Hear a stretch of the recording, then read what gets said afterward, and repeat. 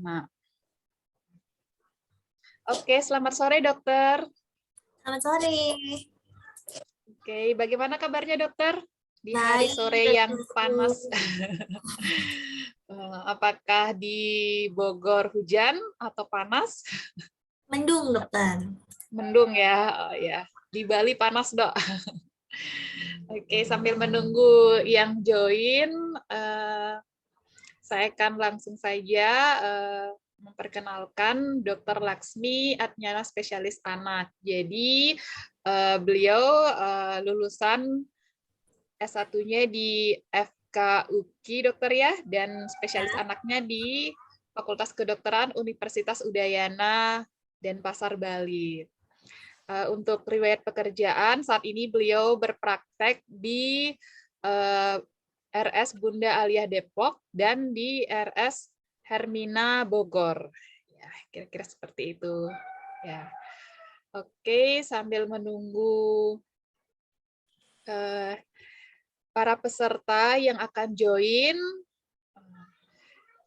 silahkan dokter, mungkin dokter akan men-share screen materinya, yaitu pada sore hari ini kita akan membahas tentang serba-serbi influenza pada anak. Oke, silahkan dokter.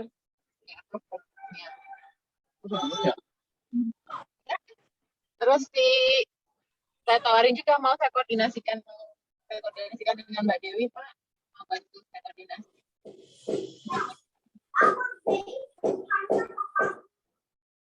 Dulu salah nih.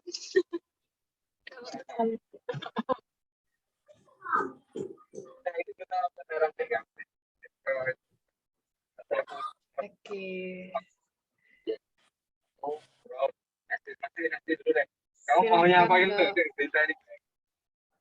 Apa?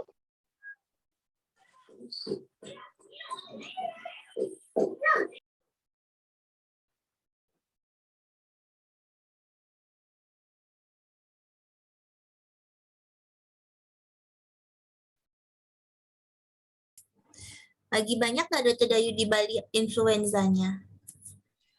Lumayan dokter. Sekarang lagi zamannya anak-anak batuk pilek. Oh iya ya, di sini Iya, juga.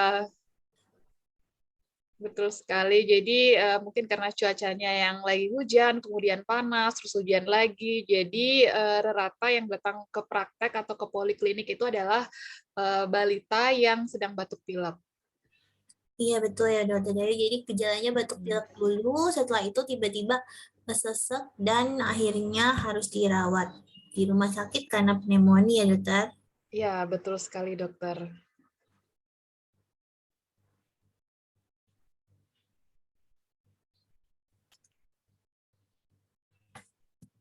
Iya gimana dokter? Apa saya mulai dulu atau gimana? Ya, silakan dokter. Mulai saja dok. Ya, silakan dok. Oke, ya, saya mulai share screen ya, Mams ya. Selamat siang, Mams semua. Kembali lagi di Parenting Class bersama Anakku Sehat ID dengan topik kita saat ini serba-serbi influenza pada anak. Ternyata sekarang ini ya, Mams lagi banyak banget anak-anak yang dirawat. Jadi pasien saya itu hampir 3/4-nya semua awalnya influenza akhirnya jadi pneumonia gitu, infeksi dari paru-paru. Oke, Dokter Dayu maaf bisa di ini biar saya bisa screen sharing. Ya. Bisa di-share screen dari sana dokter atau ada Iya, dokter? tapi masih disable. Boleh di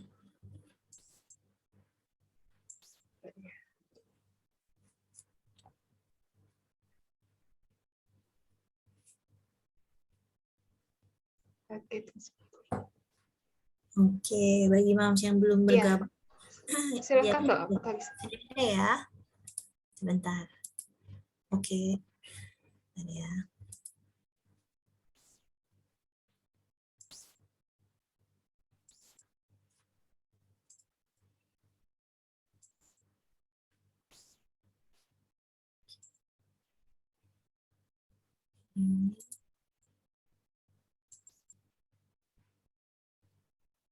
Oke, sudah mulai tampak dokter slide-nya.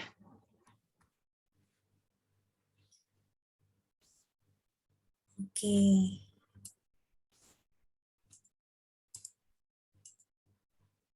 Saya mulai lagi ya Dr. Dayu ya. Ya, silakan dokter. Oke, selamat siang menuju sore untuk di daerah timur berarti ya Dr. Dayu ya. Saya saat ini mewakili Anakku Sehat ID untuk menjelaskan tentang serba-serbi influenza pada anak. Jadi sebenarnya apa sih influenza itu? Ternyata influenza itu adalah infeksi saluran pernapasan akut yang disebabkan oleh virus influenza. Dan penyakitnya ini datangnya tiba-tiba, berlangsungnya 7-10 hari, dan dia biasanya bersifat sembuh dengan sendirinya, seharusnya. Nah, angka kejadiannya kayak gimana? Kalau kita lihat dari ini kan dari US ya, di Amerika. Jadi dia tuh udah menjadi suatu beban. Dia tergantung pada, influenza itu bergantung pada musim. Jadi dia burden-nya by season. Ini dari tahun 2010 sampai 2020. Yang merah ini kematian, yang biru adalah angka dirawat, dan yang putih adalah angka penyakitnya. Jadi kalau dilihat, angka influenza itu naik turun dan dia selalu ada hampir di setiap seasonnya. Itu kenapa? Ternyata karena influenza itu sangat mudah menular, dapat melalui udara, jadi kayak kita aerosol ngomong, kayak gitu kita lagi influenza itu bisa menular, atau dari percikan ludah atau droplet dari seseorang yang terinfeksi. Contohnya misalnya dia bersin, nggak ditutup dengan tangan, terus menyebar virusnya kemana-mana. Jadi setiap tahun itu terdapat 10-15% kasus influenza. Orang dewasa tuh bisa terjangkit influenza 2-3 kali per tahun. Sedangkan anak sebanyak 6-7 kali per tahunnya. Oke, sekarang mungkin banyak moms di sini yang belum bisa ngebedain common cold atau selesma ya dengan influenza dan juga rinitis alergika atau pada anak-anak yang mempunyai bakat alergi. Jadi sebenarnya mereka ini sifatnya tuh mirip-mirip. Jadi gimana cara bedainnya sebenarnya? Nah, yang pertama adalah common cold atau selesma. Jadi setiap anaknya batuk pilek atau apapun pasti dibilangnya flu gitu. Sedangkan sebenarnya mereka itu berbeda-beda. Jadi kalau common cold itu adalah penyakit saluran pernapasan yang disebabkan oleh virus, tapi bukan virus influenza. Dia virus yang lain. Yang paling terbanyak adalah rhinovirus. Dia menimbulkan gejala pernapasan seperti nyeri tenggorokan, hidung dan matanya berair, bersin-bersin. Jadi lebih gejala pernapasannya yang menonjol dibanding gejala yang lain. Dia munculnya bertahap, nggak langsung datang semua. Jadi satu-satu dulu, bertahap, terus munculnya 2-3 hari, dia bisa sembuh sendiri. Sebenarnya lolos kan, hati kita itu dukung lolos kan. Karena kalau kita bilang lolos, sedangkan kita tidak tahu parameter yang bisa disentuh oleh kita. Dia dapat menyerang siapa saja, terutama anak-anak, dan dia sangat sulit dibedakan dengan influenza. Nah, sampai saat ini untuk common cold sendiri belum terdapat vaksin untuk melindungi dari anak terinfeksi common cold. Tapi untungnya ternyata common cold ini tidak sampai menimbulkan suatu kematian. Nah, influenza ini yang berbeda. Jadi influenza itu adalah penyakit saluran pernapasan yang disebabkan oleh virus influenza. Dia bersifat sangat menular dan dia sangat dipengaruhi oleh musim. Makanya nanti ada yang namanya influenza seasonal, kayak gitu. Dia menimbulkan gejala virus influenza yang muncul secara bersamaan, tapi bukan gejala pernapasannya yang lebih menonjol. Jadi dia tuh gejala pernapasan yang disertai dengan demam, nyeri sendi, lemes, nggak mau makan, yang seperti itu. Dia dapat menyerang siapa saja, terutama anak-anak, dan dia dapat menyebabkan komplikasi yang serius, karena anak-anak dan biasanya lansia itu, dia punya sistem pertahanan tubuh yang lemah. Jadi pada influenza sudah terdapat vaksin yang bisa melindungi anak-anak dari infeksi influenza. Nah, apa bedanya cold sama flu? Jadi cold itu adalah common cold yang tadi saya sudah jelaskan, itu selesma atau flu. Flu itu yang disebabkan oleh influenza. Jadi ini bahasa Inggris ya, Bang. Jadi saya kasih lagi, simptom onset itu maksudnya timbulnya penyakitnya atau gejalanya. Kalau dia cold, dia tuh bertahap yang saya bilang tadi. Jadi nyeri tenggorok dulu, baru terus akhirnya bersin-bersin, baru terlihat kayak berair matanya, hidungnya berair seperti itu. Tapi kalau flu biasanya dia munculnya bareng-barengan, jadi nggak ada peraturan kayak seperti itu. Kalau pada cold itu demamnya itu jarang. Jadi demamnya itu kadang-kadang cuma kayak sumet-sumet. Jadi demam itu kan 36,5 sampai 37,5 ya. Mamsnya kayak kita pernah ikut parenting class sama saya juga. Jadi kalau flu itu dia selalu demamnya di atas 38. Jadi bukan suhu normal. HS itu maksudnya nyeri sendi. Kalau misalnya di cold itu dia selesmaitis nyeri sendinya nggak terlalu berpengaruh. Jadi dia lebih menonjol di gejala pernapasannya, sedangkan pada flu itu dia lebih menonjol. Chills itu biasanya menggigil ya, Mams ya, jadi dia jarang pada cold, kalau yang pada flu sering. Nah ini lemes, nggak mau makan, nggak mau beraktivitas. Pada selesma atau cold itu nggak terlalu kelihatan, tapi pada flu karena influenza itu selalu ada. Ini juga gejala pernafasan yang berupa sneezing atau bersin, terus hidung tersumbat, sakit tenggorokan pada cold itu common semuanya. Jadi muncul semua. Tapi pada flu dia beberapa aja yang ada, nggak terlalu menonjol gitu. Nah, kalau tidak enak pada dada, terus batuk-batuk, kalau pada yang cold itu dia ringan sampai sedang, tapi yang flu tuh pasti ada. Nah ini juga sakit kepala tuh pada yang cold dia jarang, tapi pada yang flu dia pasti ada. Jadi sebenarnya gejalanya itu mirip, tapi kalau kita lebih jeli dia bisa lebih dilihat lagi seperti itu. Nah ini juga membedakan ya, karena sekarang kan lagi pandemi ya, Moms ya. Jadi ini yang salah satunya agak mirip gejalanya itu adalah COVID-19. Jadi yang tadi common cold itu yang saya bilang dia gejalanya tuh penyebabnya itu adalah rhinovirus. Kalau seasonal influenza itu yaitu influenza virus A dan B. Ini tadi sama sih seperti yang saya jelasin. Bedanya kalau yang di COVID-19 dia bisa menyebabkan gagal napas seperti itu. Dia lebih menyebabkan penularan yang lebih parah. Terus waktu inkubasinya juga lebih cepat, lebih lama, dan semua gejalanya itu mirip sama si influenza, seperti itu. Nah, yang ada vaksinnya cuma seasonal influenza sama COVID-19 aja, si common cold-nya belum ada. Seperti itu ya.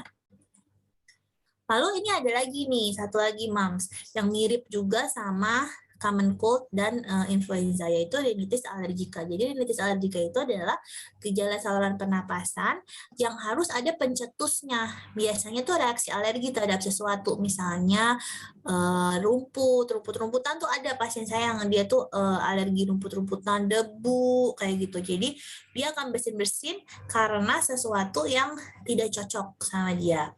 Gitu. Dia menimbulkan gejala pernapasan yang timbul mendadak seperti hidung dan mata gatalnya berair, batuk dan tenggorokan gatal, mirip banget sama common cold, tapi dia ada pencetusnya gitu. Dia terutama menyerang anak-anak yang memiliki bakat alergi. Bakat alergi itu maksudnya misalnya di riwayat keluarganya ada alergi seperti itu. Tapi nanti kita lihat lagi kalau anak bapak ibunya nggak ada alergi, mungkin nggak sih anaknya kena alergi gitu ya. Pada negara yang memiliki 4 musim, rinitisnya lebih sering terjadi. Jadi kalau untuk mencegah rinitis alergika ini biasanya gejalanya aja yang kita obati, tapi yang paling penting itu adalah menghindari pencetusnya. Nah, ini adalah kartu alergi. Jadi kalau ayah dan ibunya tidak mempunyai bakat alergi, anaknya ternyata masih punya kemungkinan loh, Mams, untuk alergi 5-15%. Kalau salah satu orang tua yang menderita alergi, contohnya ibu, anaknya masih bisa 20-40% menderita alergi. Kalau saudara kandungnya nih atau kakaknya yang alergi, dia 25-35%. Kalau dua-duanya alergi, itu lebih tinggi lagi, 40-60%. Nah, ini kedua orang tuanya alergi dengan alergi yang sama, misalnya makanan sama makanan atau asma sama asma. Berarti anaknya lebih tinggi lagi alerginya. Jadi itu yang harus agak pikirkan juga pada anak-anak yang suka bersin-bersin, suka batuk-batuk, itu dilihat beneran gak ada pencetus atau karena virus. Itu. Karena kita lagi ngomongin influenza, jadi lebih banyak tentang influenzanya dibanding yang 2 tadi ya. Jadi influenza, tipe virus influenza ini ada 3, sebenarnya sudah mulai banyak lagi. Yang paling sering itu influenza A, C, dan B. Itu apa sih bedanya antara keduanya gitu ya. Jadi influenza A itu dia punya ini H1 dan neuraminidase. Influenza B dia terbagi 2 juga, Yamagata dan Victoria, dan influenza C-nya dia lebih jarang. Nah, apa sih sifat virus influenza ini? Ternyata virus influenza itu dia bisa bertahan hidup di air tuh, Mam, sampai 4 hari di suhu 22 derajat Celcius dan lebih dari 30 hari pada suhu yang dingin kayak gitu. Makanya kadang-kadang mungkin AC-nya misalnya belum dibersihin misalnya gitu kan, terus bisa aja ada virus-virus yang sembunyi di sana gitu.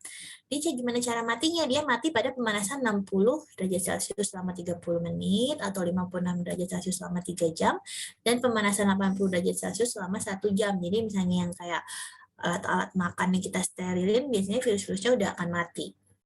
Nah, virus ini akan mati dengan deterjen, disinfektan, dan juga cairan yang mengandung iodin dan alkohol. Artinya, kita harus sering-sering cuci tangan. Gitu. Salah satu ciri penting dari virus influenza adalah kemampuannya untuk bentuknya tuh secara cepat untuk berubah dan mendadak maupun lambat. Kayak gitu.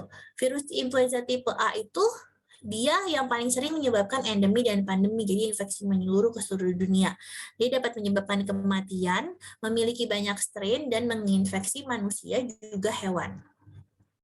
Kalau yang tipe B itu, yang Victoria sama Yamagata itu, dia dapat menyebabkan pandemi regional, gejalanya bervariasi, sedang sampai berat. Dia strainnya tidak sebanyak tipe A, tapi dia hanya menginfeksi manusia. Sedangkan yang virus influenza tipe C, itu yang saya bilang tadi, dia tidak dapat menyebabkan pandemi apapun epidemi, gejalanya ringan, dia biasanya hanya menginfeksi hewan. Makanya itu biasanya terkonsentrasi lebih pada virus A dan virus B. Seperti itu. Ini juga ini beban dari influenza dari tahun 2019 sampai 2020 nih. Menurut CDC. Jadi udah terdapat di daerah California itu 38 million itu yang sakit flu selama per tahun itu. 400.000 diantaranya dirawat di rumah sakit dan 22.000 diantaranya menimbulkan kematian. Nah, apa sih komplikasi sebenarnya dari influenza itu? Sebenarnya banyak, tapi ini yang paling sering, yaitu pneumonia. Jadi infeksi influenza yang nggak sembuh sendiri dan tidak diobati akan menyebabkan infeksi pada paru-paru, yaitu pneumonia. Dan itu cocok banget sama sekarang ini. Jadi kalau menurut influenza yang seasonal menurut WHO, puncak-puncaknya itu Desember sampai Maret tuh, Mams. Jadi beberapa kejadian di rumah sakit juga ini sedang kayak bukan wabah sih ya, lebih banyak anak-anak kan tadinya demam berdarah tuh yang banyak dirawat. Sekarang ini anak-anak yang pilek terus dia batuk pileknya lama-lama influenza gitu karena lagi. Terus sinusitis itu adalah peradangan yang terjadi di rongga saluran hidup, biasanya ditandai nyeri pada dada muka, kuman kurang, dan penyempitan di hidung. Infeksi telinga. Komplikasi ini sering terjadi karena saluran pernapasan itu hubung ke telinga. Hal ini dengan kemampuan mendengarnya menurun, keluar cairan pada telinga, sakit kepala, dan lain-lain. Nah, dampak influenza pada anak itu apa? 20-30% itu ya, lebih banyak terjadi pada anak-anak dibandingkan pada orang dewasa. 59% itu dia meningkatkan kemungkinan kelahiran bayi dengan berat badan kecil. Ini biasanya pada ibu-ibu yang hamil ya. Gitu. Kurang dari 20%-nya anak yang tahun itu 30% dari diantaranya bayinya perlu dirawat di rumah sakit karena influenza dan harus dirujuk ke ICU. Dan ini lagi saya temukan juga sih saat-saat ini benar-benar puncaknya memang di bulan Desember seperti itu. Nah, ini saya bilang 9,7% diantaranya anak kurang dari 3 tahun mengalami komplikasi otitis media akut atau infeksi saluran telinga seperti yang tadi kita disebutkan. Nah, kalau ngomongin sakitnya pasti kan ada vaksinnya ya, Moms ya. Jadi sekarang kita harus tahu nih tentang vaksin influenza sendiri. Nah, ini ada 5 prioritas menurut WHO yang harus dilakukan vaksinasi influenza, yaitu wanita hamil pada semua tingkat kehamilan. Nah, ini anak berusia antara 6 hingga 5 tahun, tapi menurut IDAI sendiri sampai usia 9 tahun, di atas 9 tahun tetap harus divaksin influenza. Lanjut usia di atas 65 tahun, petugas kesehatan, dan individu dengan kondisi medis kronik. Kan tidak semua anak-anak itu sehat ya, Mams ya. Jadi ada beberapa anak yang dia memang sistem pertahanan tubuhnya nggak sebagus anak yang lain, makanya dia harus dibantu dengan vaksinasi influenza sendiri. Nah, dampak vaksin influenza pada anak itu apa? Gitu ya. Jadi 38%-nya dia meningkatkan efektivitas terhadap penyakit pernapasan akut pada bayi. Jadi dia lebih bagus gitu, lebih tidak rentan. Lalu 57% diantaranya efektivitas vaksin pada anak-anak terhadap rawat inap, jadi mengurangi rawat inap. 74% diantaranya mengurangi perawatan di ruang intensif. Gitu. Kalau pada anak dengan asma lebih bagus lagi kalau memang dia divaksin influenza, karena 78% anak yang setelah divaksin influenza dia asma yang mengarah keadaan darurat atau rawat inap. Jadi anak-anak yang dikasih vaksin influenza dengan asma, dia akan menurunkan serangan asma yang sampai harus dirawat gitu. Juga 45%-nya dia efektivitasnya untuk mengkonfirmasi di laboratorium dengan asma. Cara pemberian vaksin influenza gimana gitu kan ya Bun ya. Kalau misalnya dia dewasa itu dikasih 0,5 mili. Anak-anak usia 3-17 tahun juga 0,5 mili. Ini mungkin lebih ke dokternya ya. Anak-anak kurang dari 9 tahun dan belum pernah mendapatkan vaksin influenza itu biasanya kita kasih 2 kali. Jadi pertama disuntik dulu, sebulan kemudian baru disuntik lagi, lalu diulang setiap tahunnya. Seperti itu. Rekomendasi vaksin influenza seasonal. Kenapa dibilang influenza seasonal? Karena influenza ini sangat tergantung dari musim. Jadi WHO sendiri dia melakukan kayak penelusuran strain yang dia berubah per 6 bulannya. Jadi nanti akan ada vaksin influenza yang berdasarkan seasonnya seperti itu. Jadi WHO merekomendasikan untuk memberikan vaksin influenza itu setiap tahun pada anak karena kekebalan tubuh anak terhadap influenza itu harus di booster setiap tahunnya. Artinya dia harus diulang lagi supaya kekebalannya jadi lebih bagus lagi seperti itu. Ini contoh influenza virus A yang terus berubah setiap tahunnya. Nah, pencegahan influenza itu sebenarnya susah-susah gampang ya Moms ya. Jadi kalau kita menerapkan hidup sehat tapi orang di sekitar kita tidak menerapkan hidup sehat kan kita juga susah ya. Jadi yang pertama adalah mencuci tangan sesering mungkin terutama di tempat umum karena seperti yang kita tahu tadi saya bilang ternyata influenza itu menyebar melalui udara, melalui droplet yang itu. Usahakan tidak sering menyentuh sarana umum karena di situ juga biasanya ada virus-virus yang menempel seperti itu.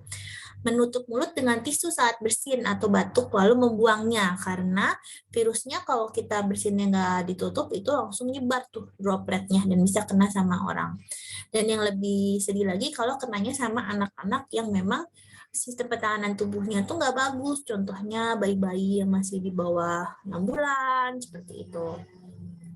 Menghindari anak-anak terutama bayi untuk berada di sekitar orang yang diduga mengalami flu. Jadi kalau ada yang sakit di rumah harus udah sadar diri kalau ada anak-anak harus lebih jauh dan menerapkan cara batuk yang benar, cara bersihnya benar seperti itu. Kalau tentang gizi pasti semua udah tahu ya Moms ya. Jadi konsumsi air putih yang cukup dan selalu mengkonsumsi makanan yang bergizi. Dan yang pasti memang harus rutin imunisasi influenza. Walaupun dengan kita imunisasi influenza bukan berarti kita tidak terkena influenza, tapi seperti yang tadi saya sudah paparkan, ternyata dengan kita imunisasi influenza, setidaknya kemungkinan kita mendapatkan kayak anak-anak kita itu mendapatkan komplikasi influenza yang parah, itu lebih menurun seperti itu. Mungkin itu aja sekilas tentang influenza. Terima kasih ya. Saya akan stop sharing. Dr. Dayu, saya kembalikan kepada Dr. Dayu. Oke, jelas sekali yang sudah dipaparkan oleh Dr. Laksmi seputar influenza. Nah, saya ingatkan sekali lagi bagi moms and dad atau orang tua yang ingin bertanya, silahkan mengetik di kolom chat. Oke, ini sudah ada beberapa yang bertanya, dokter. Saya bacakan, dokter ya. Oke, ini dari Mama Winda dari Pontianak. Ya, oke.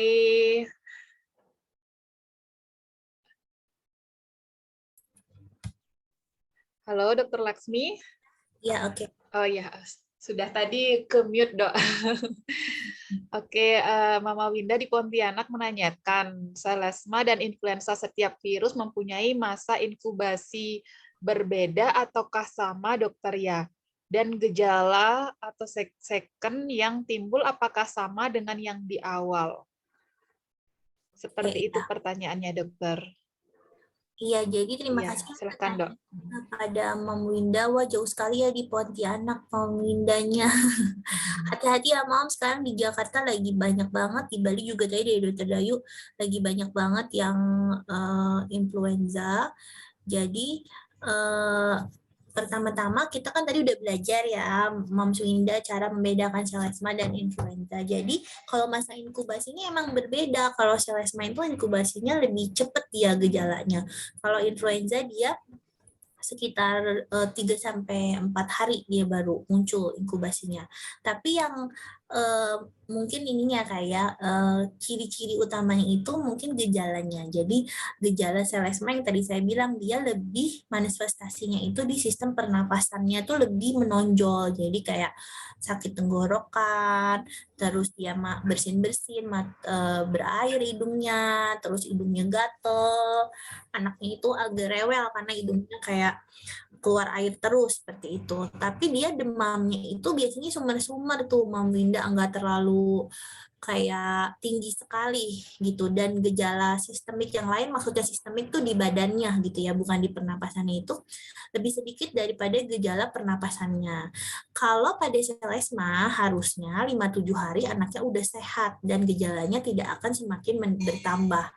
Biasanya pada yang penyakit selesma itu kita obati berdasarkan gejala nih, Mam Winda, kayak batuk kita kasih obat batuk, bersin untuk pilek kita kasih obat pilek, minumnya air hangat, makan yang bagus, nggak terlalu kena angin seperti itu. Nanti dia akan sembuh sendiri. Tapi beda sama influenza. Kalau influenza itu kita kayak gambling gitu. Dia ada influenza yang ringan, ada influenza yang juga bisa berat, apalagi kalau sistem pertahanan tubuhnya itu belum bagus pada anak-anak yang lebih kecil atau anak-anak yang punya penyakit-penyakit kronis. Jadi kalau pada influenza setelah masa inkubasinya itu, dia timbulnya langsung mendadak semuanya gitu, Mam Winda.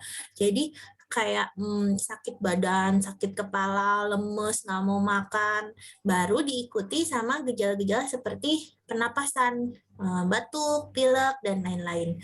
Kan biasanya kalau kita pergi ke dokter ya, kita kan ditanya tuh udah berapa hari nih sakitnya gitu kan, udah 2 hari misalnya gitu, biasanya dokternya masih berasa oh ini virus kayak gitu. Itu benar, memang benar itu virus. Cuman sebagai seorang ibu yang sekarang udah ikut parenting class nih ya, mau Winda, jadi harus langsung tahu kalau 3-4 hari gejala influenzanya itu yang tadi yang saya ceritain nggak menghilang, harus udah mulai hati-hati, segeralah kontrol kembali untuk mengetahui apakah semua gejalanya itu sampai nggak ke organ yang lain, terutama paru-paru, yaitu pneumonia, itu yang paling kita takutin. Apakah perlu tambahan obat, contohnya antibiotik, dan obat-obat lain yang akan menyembuhkan si anaknya. Mungkin itu kali ya, Mam Winda ya. Oke, jelas sekali. Mam Winda, semoga jawaban Dr. Laksmi cukup ya. Jika misalnya masih pengen nanya lagi, silahkan. Oke, saya lanjutkan dokter, pertanyaan kedua. Jadi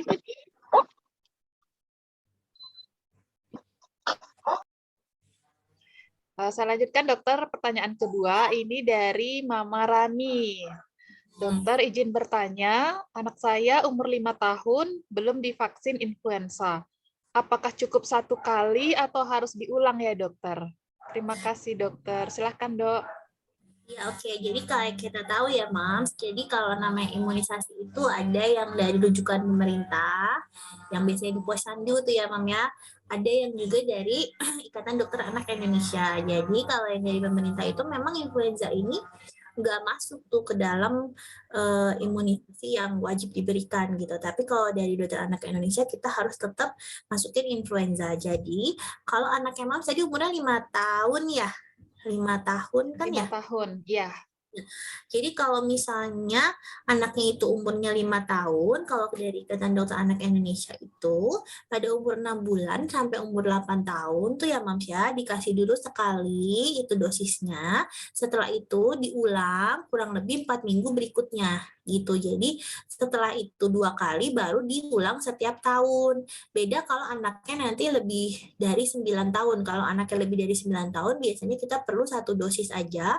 Setelah itu diulang tiap tahunnya. Seperti itu mungkin. Oke, jelas sekali. Jadi kurang dari 9 tahun pemberiannya 2 kali dokter ya. 2 dosis, kemudian lebih dari 9 tahun itu pemberiannya 1 kali dan diulang setiap tahun. Seperti itu dokter ya. Oke, saya bacakan lagi dokter pertanyaan. Nah, ini dari Mama Winda lagi di Pontianak.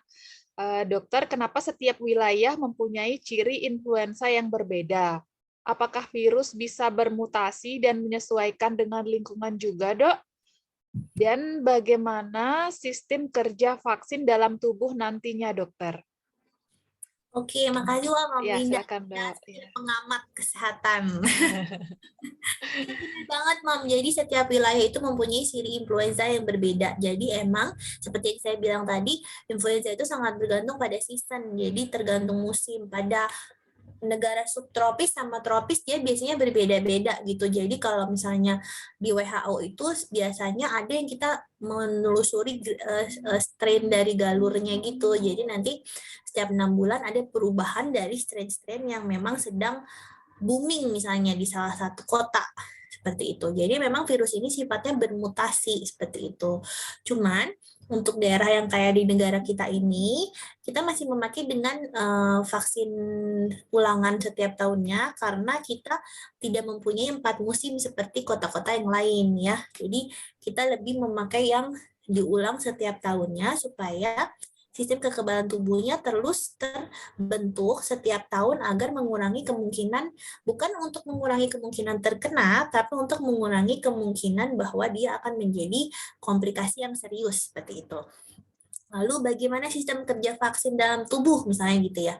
Vaksinnya itu ada yang dia itu 3 vaksin atau trivalen, ada yang quadrivalen seperti itu. Jadi vaksinnya itu mempunyai strain masing-masing. Kalau trivalen itu dia kalau nggak salah 2A, 1B. Kalau yang quadrivalen itu 2A, 2B misalnya gitu.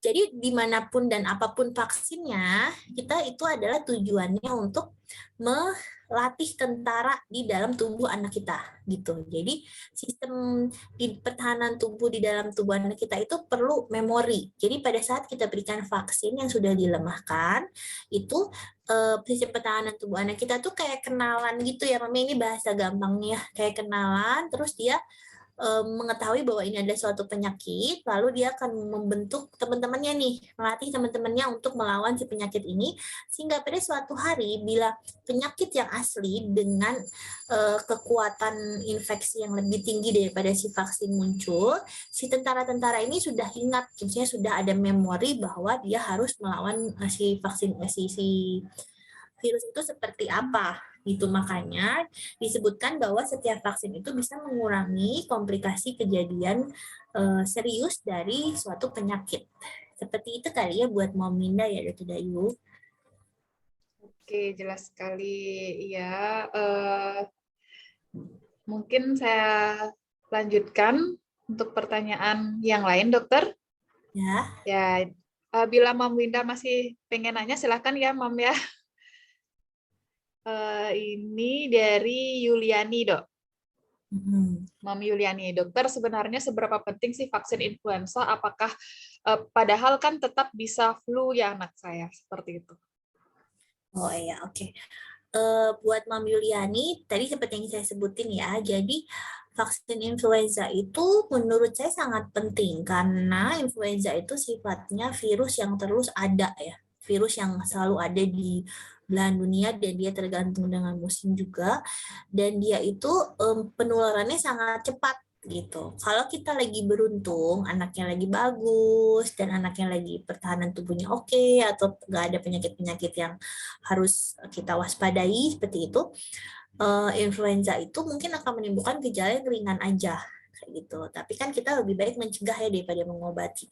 Jadi vaksin influenza itu diberikan untuk mengurangi komplikasi yang serius. Jadi dia tetap kena influenza, cuma dia tidak akan sampai seserius, karena kalau yang dilihat sekarang ini ya, sekarang memang lagi banyak di rumah sakit, jadi hampir kayak cuman batuk pilek 3-4 hari, ujung-ujungnya infeksi paru, dipoto ronsen, ternyata udah ada bercak yang harusnya nggak ada, kayak gitu. Apalagi sekarang udah ada Omikron yang terbaru ya, jadi iya ada Omikron Mbak. lakukan ya kalau menurut saya vaksin influenza. Apalagi anak-anak juga udah mulai tatap muka akan lebih sering tahun depan, seperti itu. Mungkin itu ya. Betul sekali.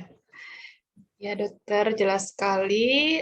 Semoga Mama Yuliani cukup ya, Mama Yuliani. Oke, ini ada lagi dokter pertanyaan. Saking serunya dan banyaknya yang bertanya, Dok. Dari Mama Ina. Nah, ada 2 pertanyaan ini, Dok. Dokter, saya ada 2 pertanyaan. Saya dari Denpasar, Bali, dokter. Yang pertama, tadi dijelaskan bahwa WHO menyarankan anak harus diberikan vaksin influenza setiap tahun. Itu kenapa ya, dokter? Terus yang kedua, apakah ada kontraindikasi untuk pemberian vaksin influenza? Terima kasih, dokter. Silakan, Dok. Oke, tadi dari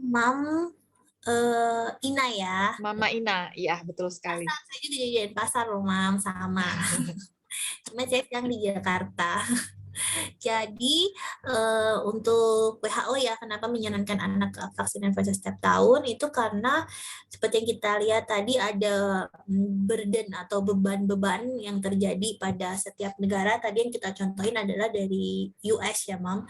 Jadi berapa yang sakit, angka kesakitannya itu cuma per tahun aja segitu banyaknya. Terus berapa yang dia menimbulkan hospitalisasi atau dirawat, dan berapa yang menimbulkan kematian, seperti itu. Jadi dari data itu pun WHO menyarankan untuk vaksin setiap tahun, seperti pada anak-anak juga, dan ada beberapa tadi peraturan yang udah diberitahu, karena biar anak-anak itu kekebalan tubuhnya terus terbentuk terhadap vaksin influenza. Jadi vaksin influenza ini sistemnya beda dengan vaksin yang lain, seperti misalnya vaksin DPT, misalnya gitu ya, Mam ya. Kalau vaksin DPT itu kan kita booster sistem kekebalan tubuhnya di sampai usia SD, setelah itu dia akan punya sistem kekebalan tubuh yang seumur hidupnya. Tapi kalau pada influenza itu berbeda. Jadi dia itu tidak bisa mendapatkan kekebalan tubuh secara keseluruhan, sehingga harus diulang per tahunnya untuk menghadapi virus-virus influenza yang akan datang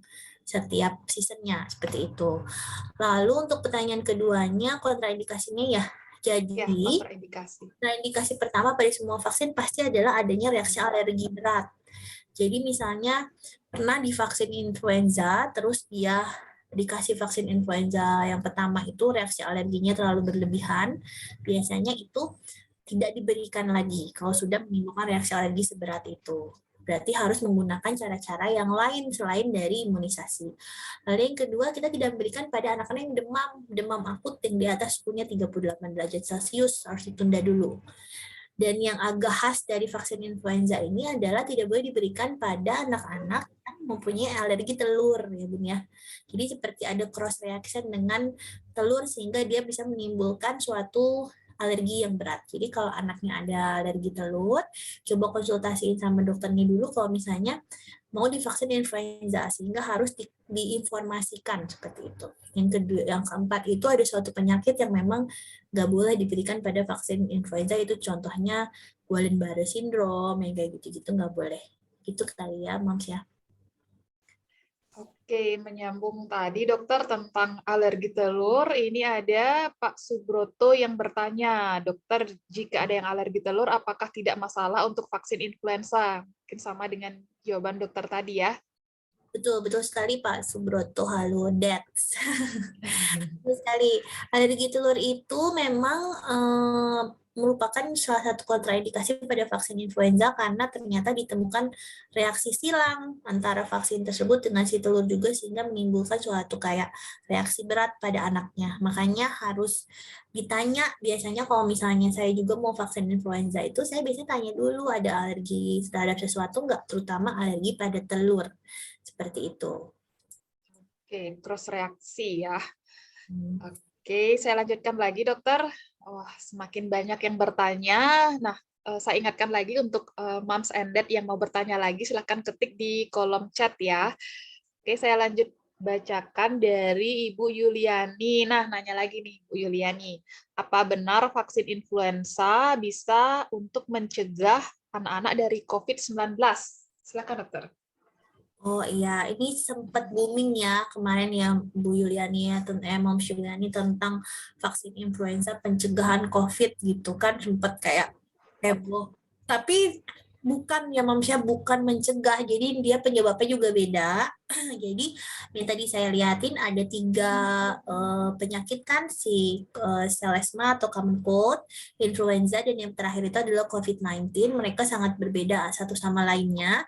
Jadi bukan mencegah anak-anak terkena COVID-19, tapi pada saat terjadi atau anaknya, amit-amit sih ya, Momsya, kena COVID-19, itu kan terjadi suatu reaksi ya pada tubuh. Jadi kalau misalnya dia terkena influenza lagi, akan menyebabkan beban yang terlalu berlebihan juga kepada si tubuh kita, sehingga dia bukan mencegah COVID-19, tapi dia mengurangi komplikasi dari COVID-19 sendiri dan juga mengurangi gejala yang mungkin munculnya tuh jadi nggak terlalu berat kalau dia terkena double infection seperti itu, karena influenza itu bukan penyakit yang bisa dicegah gitu. Influenza itu kayak cukup sangat menular seperti itu. Jadi kalau untuk mencegah dari COVID-19 itu tidak benar ya Moms ya.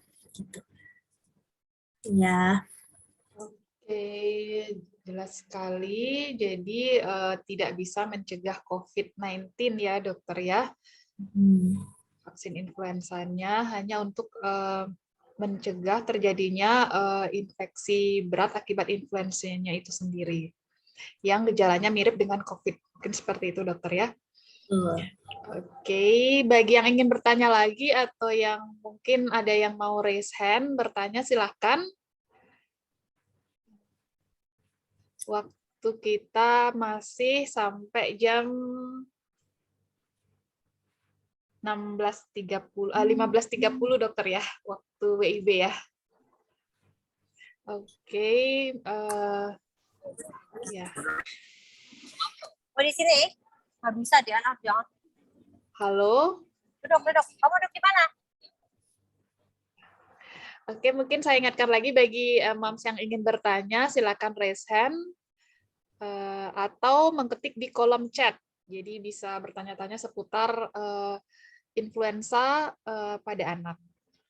Dan bagi yang pertanyaannya menarik, nanti kami menyediakan 2 door prize yang menarik yang akan dibagikan oleh Dr. Laksmi. Oke. Sambil menunggu pertanyaan, mungkin kalau di Denpasar sekarang gimana tuh, Dr. Dayu, keadaannya? Karena di sini banyak banget Dr. Dayu ya, kemarin itu di UGD isinya cuma pneumonia semua ya. Kenapa? Apa sama ya keadaannya di situ? Iya, sama dokter. Jadi kebetulan saya di Bali Utara, di Buleleng dokter. Ya, mungkin sama dengan yang di Denpasar. Di sini sering banget terjadi hujan, habis itu panas, terus hujan lagi. Kalau di Buleleng sendiri hampir lumayan tingkat hunian itu diisi oleh anak-anak batuk pilek dokter. Jadi batuk pilek dengan pneumonia juga seperti itu. Jadi penting sekali ya untuk diedukasi moms-moms sekalian untuk pencegahan pneumonia atau pencegahan influenza itu sendiri supaya tidak terjadi perburukan dari infeksi parunya itu sendiri. Kalau di Bogor bagaimana, Dok? Iya loh, saya juga agak kaget kemarin. Jadi kan kita sempat itu ya, Dr. Dayu ya kemarin IG live tentang demam berdarah ya Dr. Dayu. Kan ya, itu kan angkat karena banyak banget ternyata yang lagi demam berdarah. Ternyata sekarang lagi pergeseran penyakit kayaknya. Dari demam berdarah jadi ke pneumonia gitu. Jadi Dan gejalanya semua hampir sama. Kayak pertamanya batuk pilek 3-4 hari, demam, terus sesak. Seperti itu, mirip-mirip banget. Dan dikuasai oleh anak-anak di bawah 5 tahun ya. Sama yang sekarang ini saya mendapatkan pasien-pasien itu. Kebetulan saya kan di 2 rumah sakit, dan di kedua rumah sakit itu picunya juga full akhirnya. Karena sakit si pneumonia ini. Gitu. Oke, sambil menunggu lagi, mungkin saya bacakan yang sudah masuk di DM IG Anakku Sehat ID, dokter ya. Ya. Dokter ini, dokter anak saya umur 13 bulan sudah mendapatkan vaksin influenza yang pertama, tapi untuk yang keduanya mundur dokter, jaraknya 2 bulan lebih. Bagaimana ya efektivitasnya dokter? Ini dari Ibu Ayu. Silakan dokter.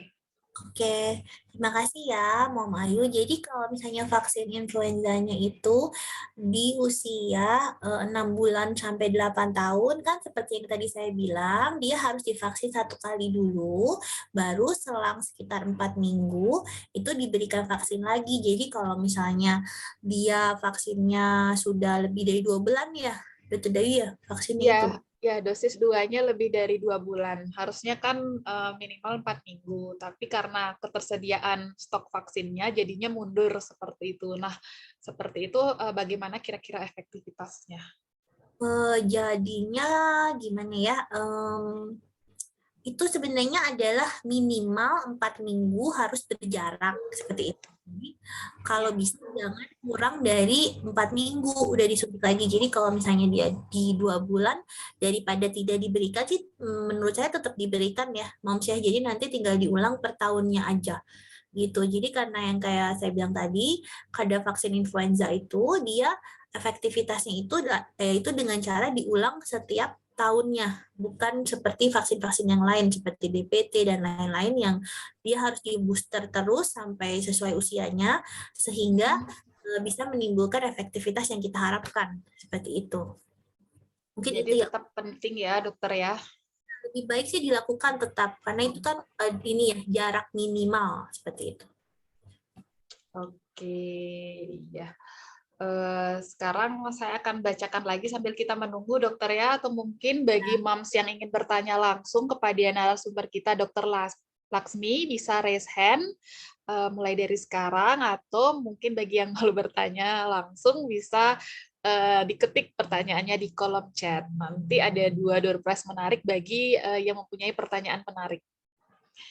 Oke, saya bacakan lagi dokter ya, yang sudah masuk di DM Anakku Sehat ID. Dokter, bagaimana kita membedakan batuk pilek karena virus flu atau karena bakteri ya dokter, dan apakah terapinya sama dokter?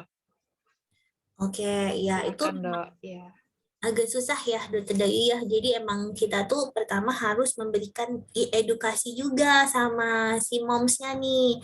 Jadi batuk pilek itu paling banyak itu disebabkan oleh virus paling banyak. Jadi kemungkinan kalau anak datang dengan batuk pilek atau dia di rumah sedang batuk pilek, kemungkinan itu adalah kalau nggak dia alergi sesuatu, dia terkena virus.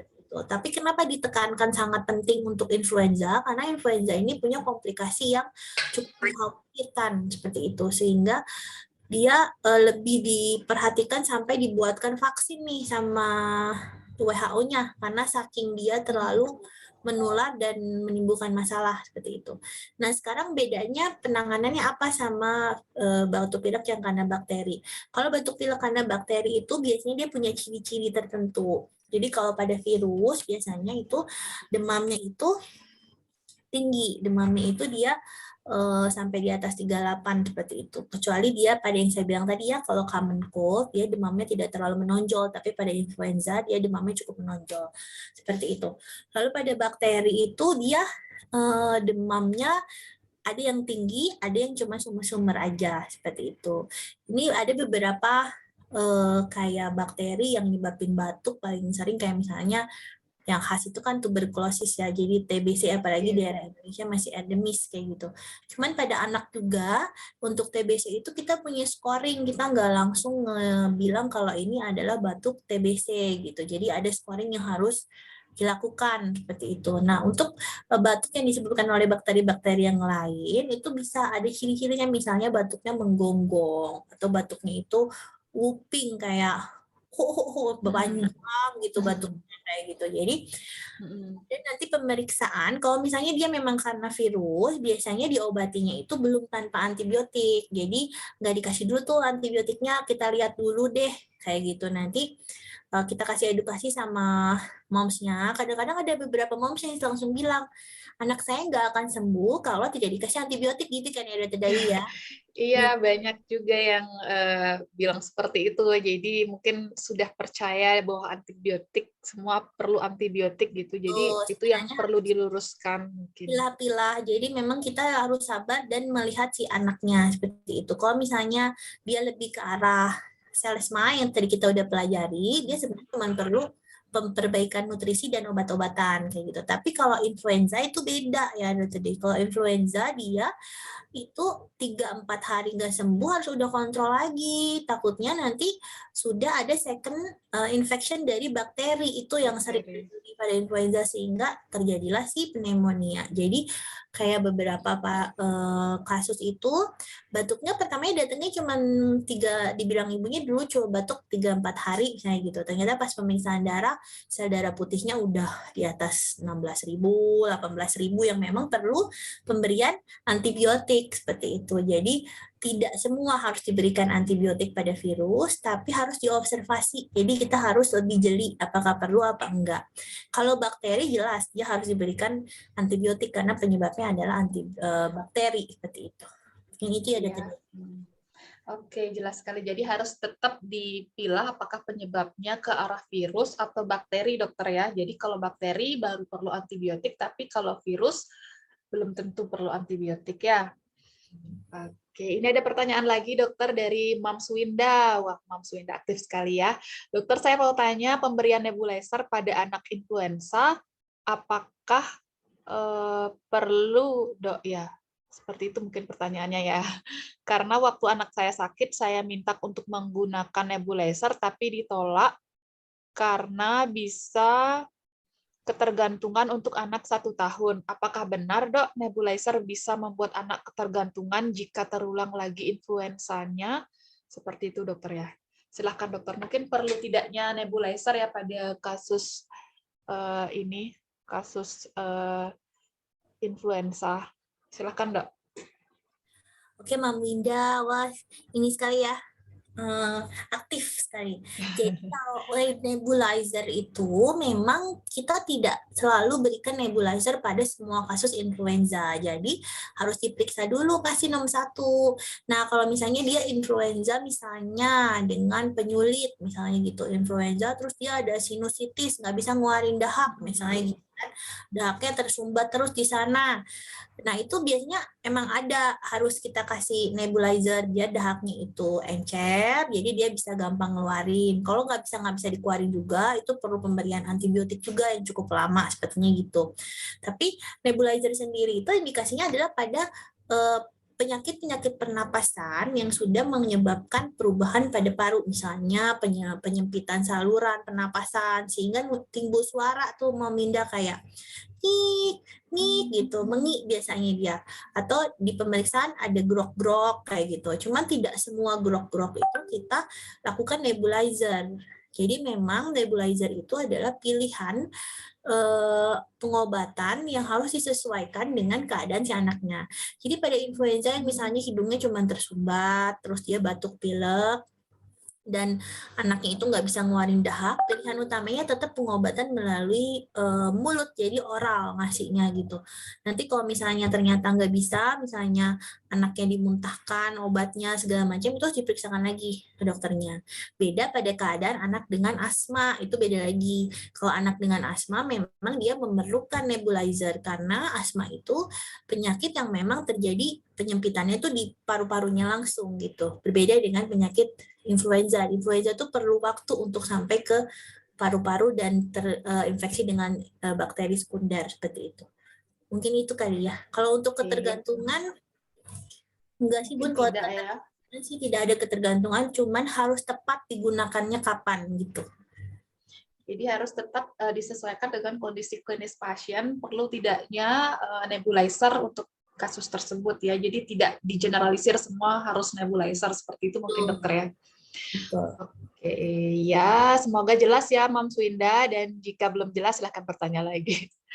Oke, ya ini selanjutnya saya bacakan dari Gong Vika. Dok, saya mau tanya, jika anak saya sudah 8 tahun dan belum divaksin influenza, apakah bisa divaksin? Terus efektivitasnya bagaimana ya? Efektivitas lagi, Dok. Silakan, Dok. Oke, terima kasih ya, Mam Vika. Jadi, kalau vaksin influenza itu memang berbeda sama vaksin-vaksin yang lain. Dia itu punya range waktu, dia kapan mulai diberikan. Jadi, dimulaikannya pada saat dia di atas usia 6 bulan sampai 8 tahun mulai diberikan, seperti itu. Dia diberikan 2 dosis. Lebih dari 9 tahun diberikan 1 kali dosis, diulang tiap tahun. Begitu juga yang umur 6 bulan sampai 8 tahun, itu diulang tiap tahunnya. Jadi, kalau misalnya anaknya sudah 8 tahun belum divaksin, nggak apa-apa, langsung divaksin aja, Mam, sekarang. Dengan mengikuti aturan yang sudah disesuaikan. Sehingga si anaknya ini kan 8 tahun udah mulai sekolah ya, Mam, ya sekarang ya. Tatap muka. Jadi, udah sering tuh bakal kena virus-virus yang menyebar karena mungkin teman-temannya, karena udara, seperti itu. Jadi, lebih baik langsung divaksin sekarang, nanti diulang 1 bulan kemudian minimal, dan diulang tiap tahunnya. Terus efektivitasnya gimana gitu? Efektivitas dari vaksin influenza pada penyuntikan yang pertama itu, dia akan memberikan kekebalan juga, sama aja, sama karena itu range usianya 6 bulan sampai 8 tahun, seperti itu. Tapi dia harus diulang per tahun, seperti yang saya sebutkan dari tadi, karena dia akan menimbulkan perlindungan lagi bila kita ulangi tiap tahunnya. Gitu. Ya begitu ya buat Mam Guntika. Oke, jadi tetap perlu dokter ya vaksinnya untuk mencegah memberi kekebalan terhadap influenza yang terjadi berat. Oke, saya ingatkan lagi buat moms and dad atau ayah bunda yang ingin bertanya, silahkan diketik di kolom chat atau bisa raise hand, karena mumpung ada di sini nih Dr. Laksmi Atnyana, spesialis anak yang akan menjawab tentang serba-serbi influenza. Cukup menarik karena tidak terasa sudah mendekati 1 jam dokter ya dari tadi presentasinya serta tanya jawabnya. Oke, mungkin saya akan bacakan lagi dokter pertanyaan yang masuk dari DM IG Anakku Sehat ID. Oke, dokter, anak saya umur 6 bulan kurang 5 hari, dokter. Apakah boleh divaksin influenza atau harus menunggu lagi setelah 6 bulan lebih, dokter? Kira-kira efeknya bagaimana, dokter? Ya, terima kasih. Silakan, dok. Berapa dia tadi? 6 bulan? 6 bulan kurang 5 hari. Oh, oke. Jadi kalau menurut ini ya, Mom, kalau menurut dari Ikatan Dokter Anak Indonesia, kalau kita mau memberikan vaksin itu, misalnya dia mau dimajukan atau dimundurkan karena suatu hal gitu ya. Kalau yang diperlukan sih harusnya kita memberikan vaksin itu sesuai usia.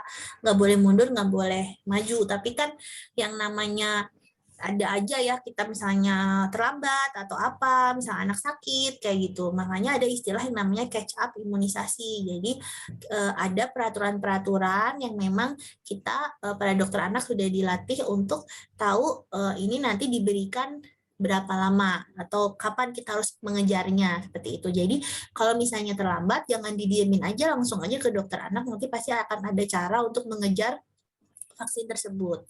Nah, kalau dicepetin gimana? Ternyata peraturan ini, Mams ya, kalau dia itu dipercepat lebih dari 4 hari, itu akan menyebabkan kekebalan tubuhnya belum terbentuk dari vaksin yang sebelumnya. Gitu. Jadi kalau memang mau mempercepat suatu vaksin, itu batas maksimalnya adalah 4 hari dari jadwalnya atau dari usia yang harus diberikan seperti itu. Misalnya dia usianya harus diberikan 2 bulan. Berarti 1 bulan 26 hari ya, atau 27 hari itu masih boleh. Tapi kalau 1 bulan 20 hari atau 25 hari nggak boleh ya Bang Syah. Jadi itu yang boleh dimajukan. Tapi kalau bisa sih sesuai jadwal aja ya Mam Syah. Gitu. Oke, sip. Jelas sekali. Jadi kalau 6 bulan kurang 5 hari belum boleh dokter ya. Batasnya 4 hari sebelum jadwalnya, seperti itu ya. Betul sekali. Oke, ini ada pertanyaan lagi dokter dari Mams Leticia. Izin bertanya dokter, anak saya awalnya pilek disertai demam dan BAB cair.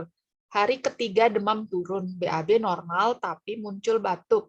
Hari keempat demam lagi sampai hari ke-6. Lalu saya bawa ke dokter dikasih antibiotik tapi tidak membaik sampai hari ke-10. Bawa ke dokter SPA diminta ronsen dan cek darah. Arahnya ke TB atau radang paru, disarankan cek mantuk lagi. Apakah dari pilek memang bisa separah ini ya dokter, atau ada sumber sakit lain dari anak saya? Silahkan dokter. Oke, terima kasih. Pertama-tama mau Leticia, semoga anaknya cepat sembuh ya. Karena kok kayaknya lumayan berat ya sakitnya ya. Jadi ini salah satu contoh mungkin ya, Mam. Saya nggak tahu secara pasti sih mungkin ya, karena saya kan tidak memeriksa secara langsung ya. Tapi ini salah satu contoh yang saya bilang tadi. Jadi influenza itu juga bisa menimbulkan gejala-gejala seperti yang Mam bilang ini. Pilek, demam, BAB cair, seperti itu. Nah, pada saat dia diobati, dia nggak sembuh-sembuh gitu kan, misalnya, lalu dia balik-balik dikasih antibiotik nggak membaik.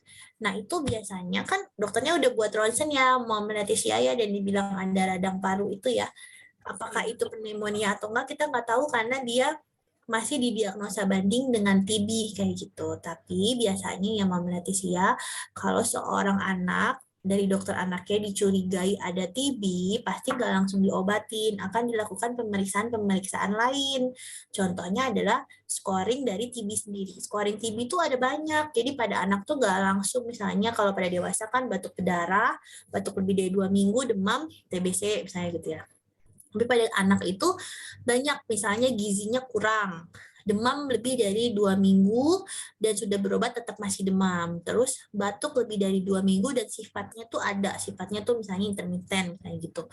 Terus gizi kurang ini telah diberikan nutrisi yang cukup tapi gizinya masih kurang dengan makanan yang sudah bagus misalnya gitu. Terus ada benjolan-benjolan di lehernya, ronsennya menggambarkan paru, dan salah satunya juga adalah si mantuk tes itu menjadi salah satu scoring dari TBC. Pada saat scoringnya sudah di atas 6, maka anak itu akan dianggap sebagai TBC, tapi ada pemeriksaan lainnya lagi, Moms. Jadi ada pemeriksaan dahaknya kalau bisa memungkinkan pada daerahnya. Apabila daerahnya tidak memungkinkan, nanti ada pemeriksaan yang lain juga gitu. Jadi kalau untuk diagnosa TBC itu kita biasanya lebih harus jeli.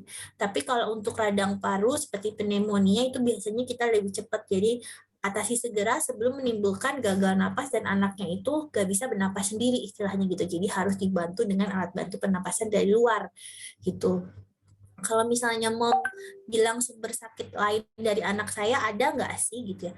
Jadi pada anak-anak itu sumber sakitnya juga bukan cuman penyakitnya aja, Mam. Misalnya sakit-sakit yang berat, ada apa ya, komorbid pemberat seperti autoimun atau keganasan, seperti itu nggak hanya seperti itu aja. Sumber sakit lain itu bisa dari gizi kurang, obesitas, stunting, yang kayak gitu. Jadi memang ada sakit anak yang menjadi memberat setelah dia punya beberapa keadaan yang saya sebutkan tadi.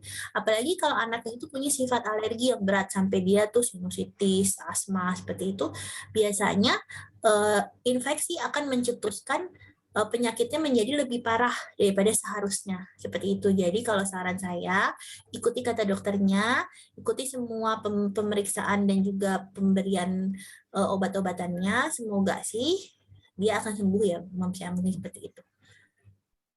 Terima kasih. Oke, oh ya. Ini jelas sekali ya. Nah, ini Mams Leticia bertanya lagi.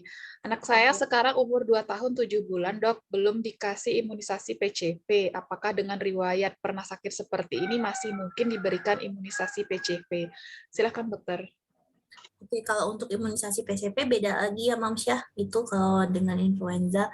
Jadi kalau sekarang Mams dengan sakit seperti ini lebih baik disembuhin dulu sakitnya, karena saya bilang tadi kita sudah dilatih untuk melakukan catch up imunisasi. Jadi kalau sekarang umurnya 2 tahun 7 bulan misalnya gitu ya, berarti kan usianya di antara 2 sampai 5 tahun biasanya itu PCV tetap diberikan 2 kali dengan jarak 2 bulan kayak gitu. Tapi kalau itu PCV itu ada 2, ada yang strainnya 13, ada yang strainnya 10. Tapi kalau misalnya dikasih strain yang 13, biasanya kalau anaknya usia 2 sampai 5 tahun itu cuma diberikan 1 kali aja. Tapi kalau dia diberikan pada strain yang 10, maka dia akan diulang 2 kali dengan jarak 2 bulan. Seperti itu ya, Mams ya. Jadi sekarang mungkin bukan saatnya untuk mencari imunisasi PCV, tapi saatnya untuk menegakkan diagnosa, melakukan penyembuhan dari infeksinya, baru setelah itu kita bicarakan lagi untuk catch up imunisasinya. Seperti itu ya, Mam. Jadi intinya disembuhkan dulu penyakitnya gitu, Dok ya, baru kita mulai melangkah ke imunisasi. Betul. Oke, mungkin ada yang bertanya lagi sebelum kita akhiri jam 16.15, Dokter ya. Ya. Waktu Indonesia Tengah. Oke. Ya, tak terasa sudah 1 jam lebih kita berbincang-bincang di sini dan menyimak presentasi dari Dr. Laksmi Adnyana, spesialis anak. Oke, mungkin bila tidak ada yang bertanya, saya cukupkan, Dokter ya. Untuk presentasinya, silakan Dokter, mungkin ada kesimpulan atau take home message dari Dokter seputar serba-serbi influenza. Silakan, Dok. Oke, terima kasih Dr. Dayu dan para mom semua. Sangat senang sekali bisa berbagi bersama mom semua tentang serba-serbi influenza, karena saat ini lagi cocok waktunya juga, Mams. Jadi sangat senang bisa memberitahukan seperti apa seharusnya kita mengetahui tentang influenza. Kalau kesimpulan mungkin penyakit itu pada anak itu, terutama batuk pilek itu biasanya memang penyebabnya virus, tapi walaupun penyebabnya virus, kita harus sebagai seorang orang tua harus tetap jeli tentang gejala-gejala yang terjadi. Apabila sudah diberikan obat tapi belum membaik, lebih baik segera kontrol lagi ke rumah sakit. Seperti itu yang pertama. Lalu bahwa ternyata vaksinasi itu sangat penting karena untuk suatu penyakit influenza mungkin yang kita anggap sebagai suatu penyakit yang ringan, ternyata dia bisa memberikan efek yang berat pada anak-anak yang tidak punya imunokompromis yang bagus gitu kan ya, Mams. Jadi lebih baik lakukan vaksinasi sesuai dengan anjuran seperti itu. Mungkin itu kesimpulannya Dr. Dayu ya. Kalau take home message-nya adalah lebih mengenal tentang influenza dan perbedaannya antara teman-teman yang tadi, common cold dan juga rinitis alergika, dan lakukan pemantauan sehingga apabila terjadi perburukan dapat segera dilakukan pertolongan. Seperti itu. Oke, ya jelas sekali Dokter atas kesimpulan dan take home message-nya untuk para mom semua. Dan mungkin kita akan seperti janji kita di awal, Dokter ya, ada 2 door prize menarik bagi 2 penanya terbaik. Oke, silahkan Dokter. Mungkin Dokter mau memberikan kepada siapa? Banyak yang aktif di sini, Dok, yang bertanya, Dokter. Iya, banyak sekali ya yang bertanya. Tapi kalau disuruh pilih 2, sebenarnya susah ya. Pinginnya sih semuanya, tapi karena 2, jadi mungkin Mam Winda dari Pontianak ya, karena sangat aktif, terus jauh banget dari Pontianak. Semoga kita bisa di sana, Mam Winda, suatu hari. Oke, selamat buat Mam Winda. Lagi 1, Dok. Untuk yang kedua, mungkin untuk Mom Leticia, semoga tetap semangat karena anaknya sekarang sedang sakit berat kali ya, dokter. Oke, buat Moms Leticia selamat juga. Nanti buat Moms Winda dan Moms Leticia bisa memberikan nomor teleponnya di DM IG Anakku Sehat ID ya, di nomor teleponnya nanti biar dihubungi sama Dokter Laksmi untuk door prize-nya. Oke, terima kasih banyak dokter atas waktunya dan kesempatannya hadir di sini memberikan edukasi untuk para mamam semua supaya ilmunya berguna dan untuk dapat tetap selalu menjaga kesehatan di masa pandemi seperti ini, dokter ya. Dan terima kasih juga saya ucapkan kepada mam semua yang sudah join dan bergabung di sini dan menyimak edukasi dari Dr. Laksmi. Oke, dan jangan lupa follow terus Instagram Anakku Sehat ID dan YouTube Anakku Sehat ID, serta share hal-hal yang berguna atau bermanfaat bagi ibu-ibu semuanya. Dan jangan lupa bulan depan kita pasti ada parent class yang menarik, jadi jangan lupa untuk selalu simak info terbaru dan menarik dari Anakku Sehat ID. Oke, terakhir. Ya, terakhir mari kita berfoto sebelum kita akhiri acara ini. Oke, wah ini 20 partisipan dokter. Saya mulai aja dari slide yang pertama. Oke, 1, 2, 3. Oke. Terus yang kedua. Oh, sudah cukup. Sudah dokter. Oke. Iya. Oke, ingat Mams ya, yang Mams Winda dan Mams Leticia, silakan DM nomor teleponnya di Anakku Sehat ID. Oke, kami tunggu ya. Oke, saya akhiri aja. Terima kasih atas waktunya dokter dan juga Mams semua. Sampai jumpa bulan depan di acara Parent Class Anakku Sehat ID. Terima kasih. Sehat selalu, Dok. Sehat selalu, Mams ya. Terima kasih, Dr. Dayu. Ya, mari. Saya izin end meeting.